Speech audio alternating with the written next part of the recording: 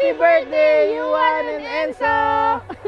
I woke up feeling on top of the world, like nothing's ever gonna bring me Okay. down. Si Yuan is very makulit, very clingy.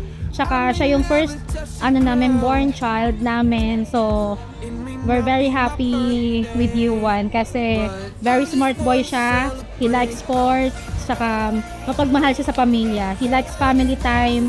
Tsaka he likes to be with his friends as well. 'Cause it's a good day, good life. Enzo naman ang aming bunso. Siya yung pinaka makulit sa loob ng bahay. Nag-i-start yung umaga namin sa pagbati niya kasi every time nagigising siya, pupunta siya sa office, mag-good morning sa amin.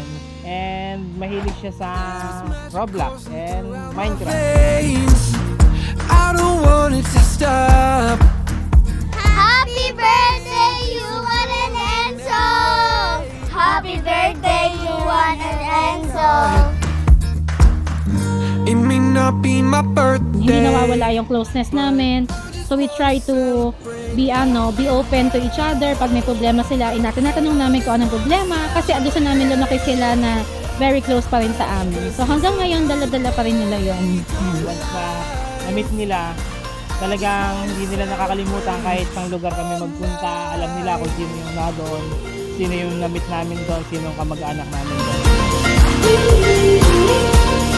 Happy birthday, Enzo and Yuan! Happy birthday, Enzo and Yuan!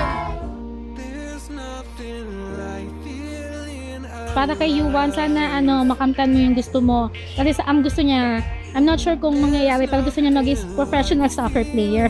So ang idol niya is si Cristiano Ronaldo. So yun yung dream niya. So I don't know kung yun ang mangyayari, pero I wish him all the best. Kung ano yung tahakin niya career, susuportahan namin siya. Si Enzo, dahil mahilig siya sa mga foods, especially sa western like pizza, fries, gusto niyang magtayo ng sarili niyang mga fast food.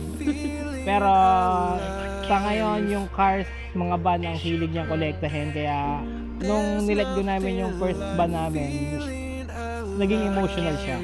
Kaya sana paglaki niya at magkaroon siya ng sariling sasakyan, mahalin din niya, parang ginawa namin sa van.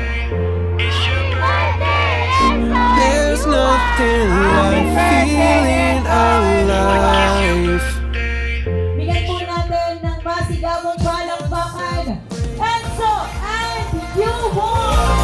I just wanna celebrate. Enzo and Yuan, happy birthday. Sana maging memorable sa inyo yung mga event na ginagawa natin tuwing birthday nyo. Mahal na mahal namin kayo lahat, Lolo Shark, Wawa Edit, sina Lolo, Lola, at mga tinang-tinang.